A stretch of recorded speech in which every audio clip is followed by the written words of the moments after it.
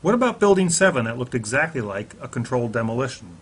NIST struggled with this for years, saying, "But truthfully, I really don't know. We've had trouble getting a handle on Building number 7. Eventually, we were told that it was the world's first office fire that caused an extraordinary event. Earlier, we were told by the experts at Popular Mechanics that the diesel tanks were the problem. Our current working hypothesis is that this pressurized line was supplying fuel to the fire for a long period of time." The History Channel agreed. The fires were fed by a line supplying diesel fuel to the floor where the fire was most intense. Even though NIST said The collapse was also not due to the fuel oil fires, diesel fuel oil, substantial amounts of diesel fuel that were in the building.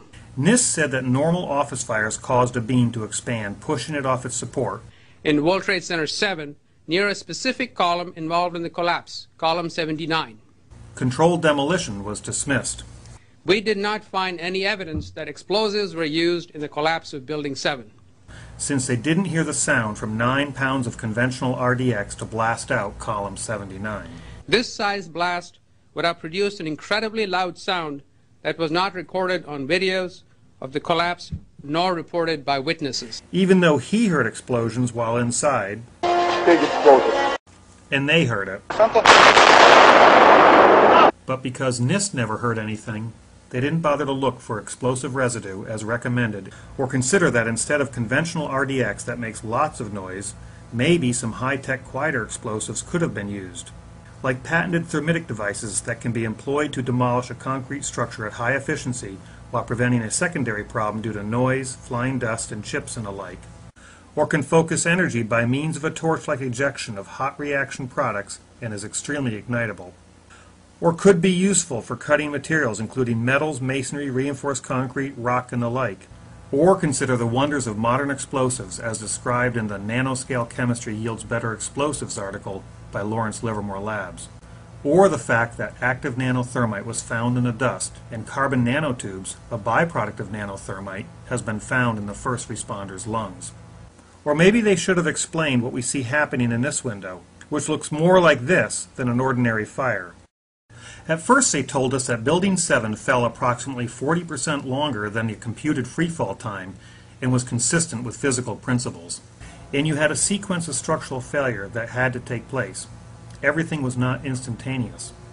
But when challenged, NIST finally admitted a freefall descent over approximately 8 stories at gravitational acceleration. Since freefall is impossible with a sequence of failures, NIST quietly removed all references to their model being consistent with physical principles in their final report, meaning the official explanation relies on miracles.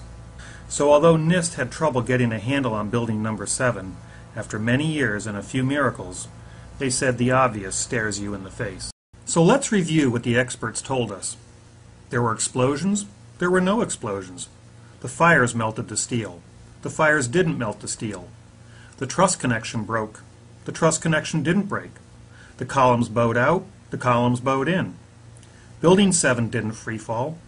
Building 7 free fell. The sulfur came from the gypsum. Sulfur didn't come from the gypsum. Collapse was inevitable, although it's not inevitable. The experts can't melt steel with thermite, but a novice can. In all the theories we've been told by the media and institutional experts, their melted steel theory is wrong because those fires are too cold to melt that steel. Their crush down, crush up pile driver theory is wrong because it defies Newton's third law and doesn't match observation. The pancake theory is wrong because it defies momentum laws and cannot explain the fall of the core and does not match observation. And their aluminum sprinkler theory is wrong because there is no evidence to support it.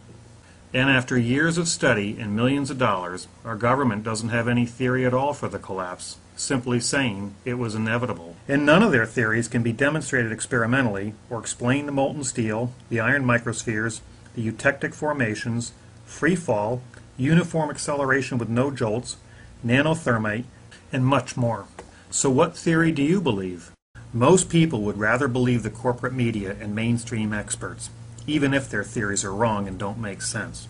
But if you have the courage to look at all the evidence and to independently think using basic laws of physics, you will clearly see the elephant the experts are desperately trying to hide. They want us to never forget 9/11, but also want us to never remember the uncomfortable evidence. Because the experts told us, The investigation team has studied every possible scenario. except the controlled demolition scenario that best addresses all the evidence. It was clear that very first day before the experts had the chance to hide that elephant. This was clearly, the way the structure is collapsing, this was the result of something that was planned. This is not, it's not accidental that the first tower just happened to collapse and then the second tower just happened to collapse in exactly the same way. How they accomplished this, we don't know. So how did those towers come down? They were intentionally blown up. The obvious stares you in the face.